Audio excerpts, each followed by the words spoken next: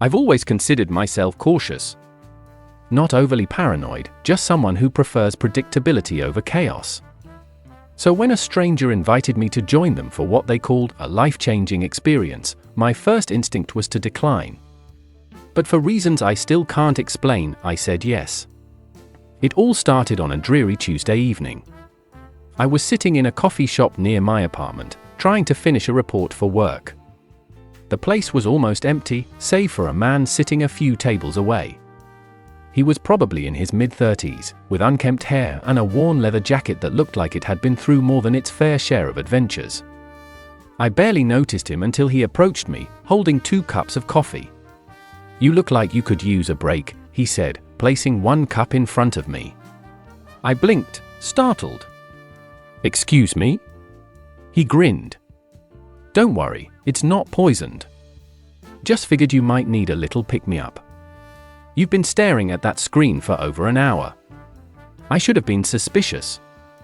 I should have politely declined and gone back to my work.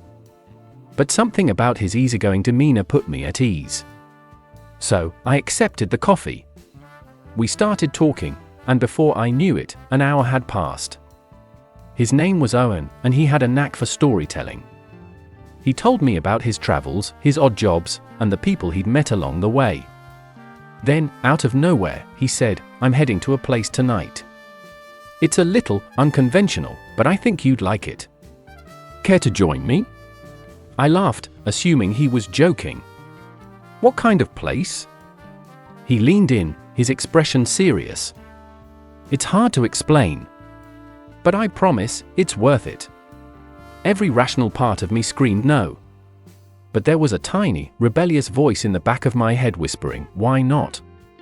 Maybe it was the monotony of my routine, or maybe it was his infectious enthusiasm. Whatever it was, I found myself agreeing. We left the coffee shop and walked a few blocks to a nondescript building that looked like it hadn't been renovated in decades. The only sign of life was a dimly lit door with a small brass plaque that read Room 42. Owen knocked 3 times, and the door swung open.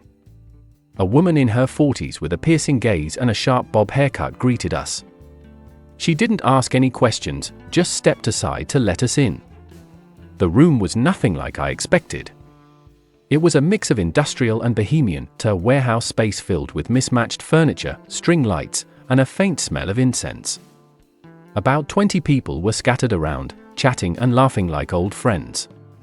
Owen introduced me to a few of them, and I quickly realized they came from all walks of life: a tech entrepreneur, a school teacher, a retired firefighter, and even a freelance artist. Despite their differences, there was a sense of camaraderie that was both intriguing and intimidating. After some small talk, the woman who had opened the door, her name was Elena, clapped her hands to get everyone's attention. "Welcome to this week's gathering," she said, her voice steady and commanding. For those who I knew, like our friend here, she nodded at me. "This isn't a club or a cult. It's a place to share, to connect, and to challenge yourself. Tonight's theme is trust." What followed was an exercise I'll never forget. Elena paired us up with strangers and gave us prompts designed to push boundaries. At first, it was simple: tell your partner something you've never shared with anyone else. But as the night went on, the questions grew more intense. Describe a moment when you felt truly vulnerable. Confess a fear you've been avoiding. Ask your partner for something you need but are too afraid to request. I was paired with a woman named Clara, who worked as a nurse. At first, our exchanges were hesitant, almost awkward. But as we answered the prompts, something shifted. We began to open up, sharing stories and fears we hadn't even admitted to ourselves. By the end of the night, I felt a connection with Clara that was both exhilarating and terrifying. After the exercises, we all gathered in a circle to reflect. People shared what they'd learned, the barriers they'd broken. It was raw and emotional, and I found myself tearing up more than once. When it was my turn to speak, I hesitated. I came here on a whim, I admitted. I didn't know what to expect, and honestly, I almost backed out. But I think I needed this more than I realized. Thank you. The night ended with hugs and promises to stay in touch. Owen walked me back to my apartment, and I thanked him for inviting me. "You've got a spark," he said as we parted ways. "Don't let it fade." Those words stayed with me. Over the next few weeks, I couldn't stop thinking about that night. It wasn't just the connections I'd made, it was the realization that I'd been holding myself back, hiding behind routines and excuses. I started saying yes more often. Yes to spontaneous road trips. Yes to new hobbies. Yes to conversations with strangers.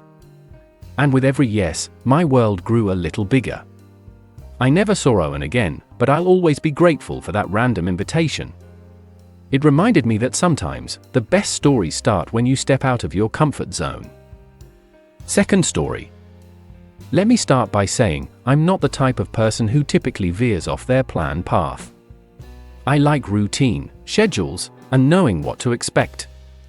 But sometimes, life has a funny way of throwing a wrench into your carefully crafted plans, and that's exactly what happened to me one chilly October evening. I was walking home from work, taking my usual route through a quiet neighborhood. It had been a long day, and all I wanted was to get back to my apartment, heat up some leftovers, and binge-watch my favorite show. That's when I saw her, a small, scruffy dog with matted fur and a frayed red collar. She was huddled near a lamppost, shivering. I paused, debating whether I should intervene.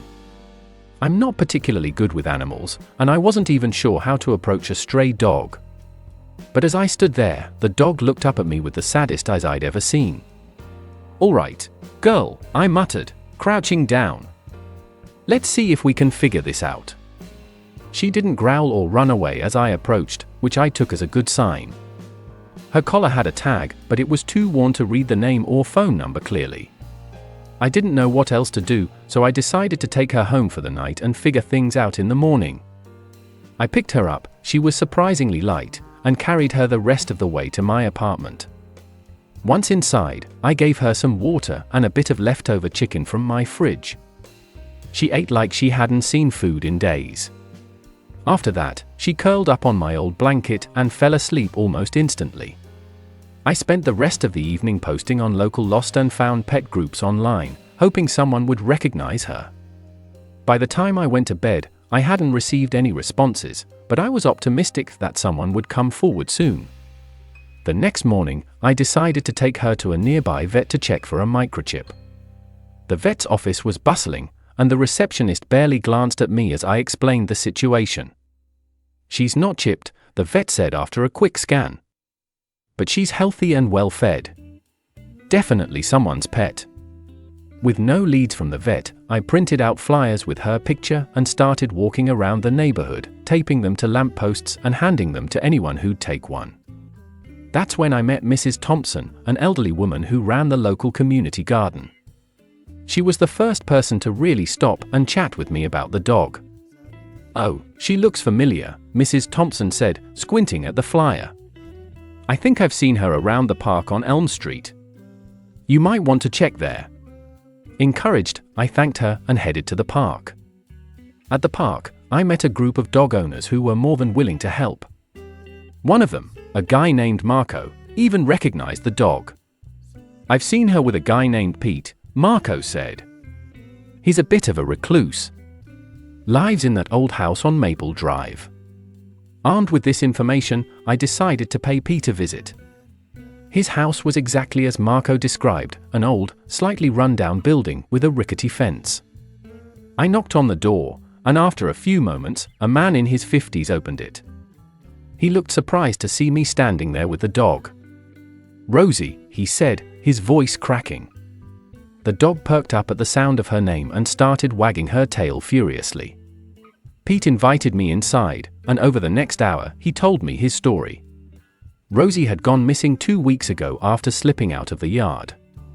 Pete had been searching for her ever since, but without much luck.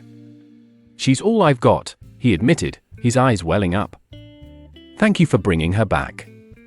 As I was leaving, Pete handed me a small envelope. "For your trouble," he said. I tried to refuse, but he insisted. When I got home, I opened the envelope and found a handwritten note. "Thank you for reminding me that there are still good people in this world," it read. That encounter with Pete was just the beginning. Over the next few weeks, I found myself returning to the community garden, the park, and even Pete's house. I got to know Mrs. Thompson, Marco, and a handful of others who were part of this little network of neighbors. They shared stories, offered advice, and made me feel like I was part of something bigger than myself. For years, I'd lived in that neighborhood without really connecting with anyone.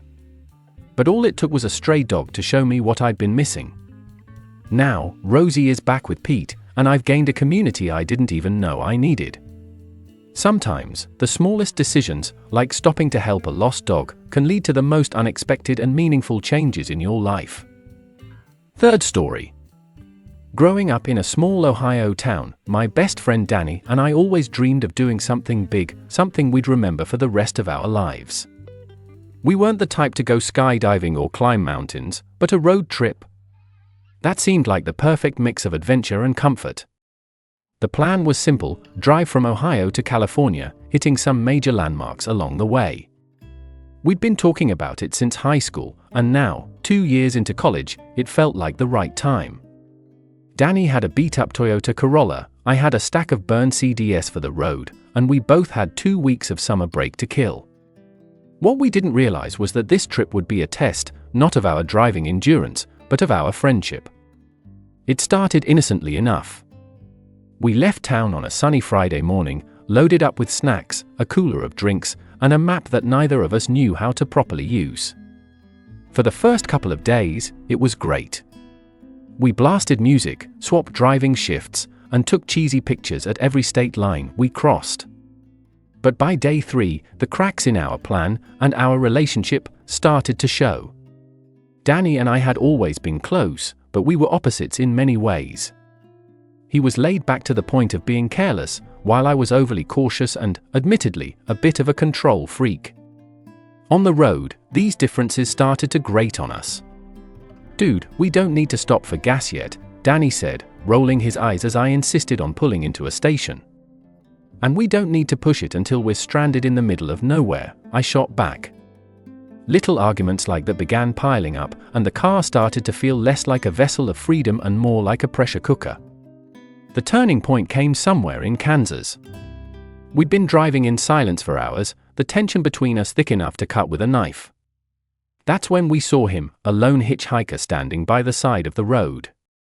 He was a wiry guy in his mid-30s, wearing a faded flannel shirt and carrying a beat-up backpack. His sign read, "California or bust." Danny, ever the spontaneous one, slowed down. "Let's pick him up," he said, grinning for the first time in hours. I hesitated.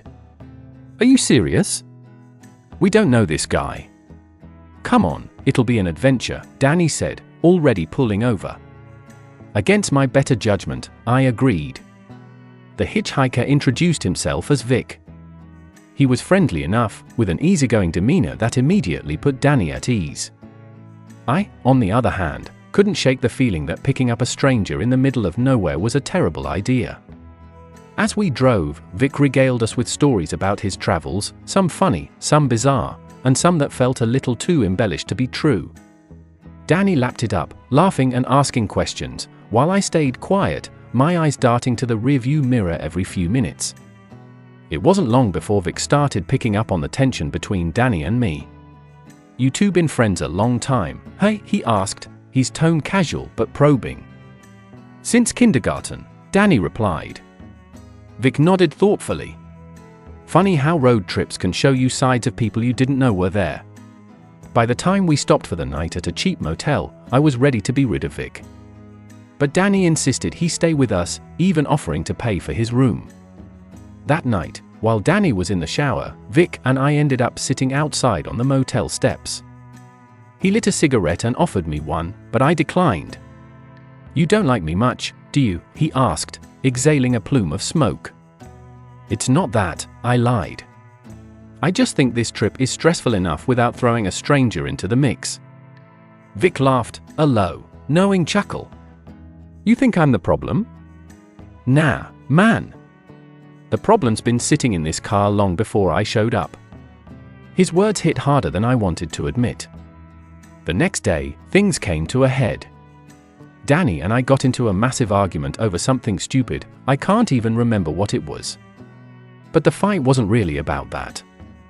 It was about years of unspoken resentment and mismatched expectations. Vic watched silently from the backseat as we yelled at each other, his expression unreadable. Finally, he spoke up. "Pull over," he said. Danny looked at him in confusion. "Why?"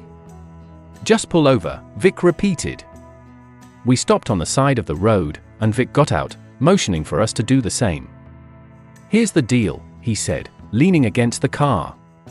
"You two need to figure your stuff out, or this trip is gonna end in disaster. So, I'm gonna take a walk, and you're gonna talk. No interruptions, no running away. Just talk."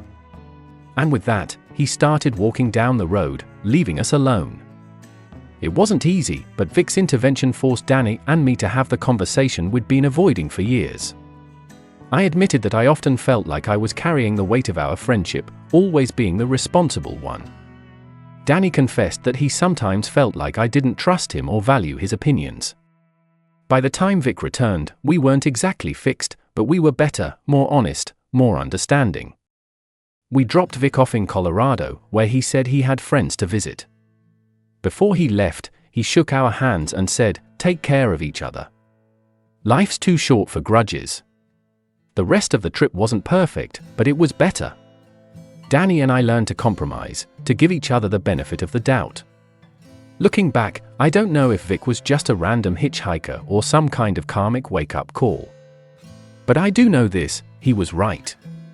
Life is too short for grudges, and sometimes, all it takes to fix a broken relationship is a little honesty and a push from an unexpected stranger.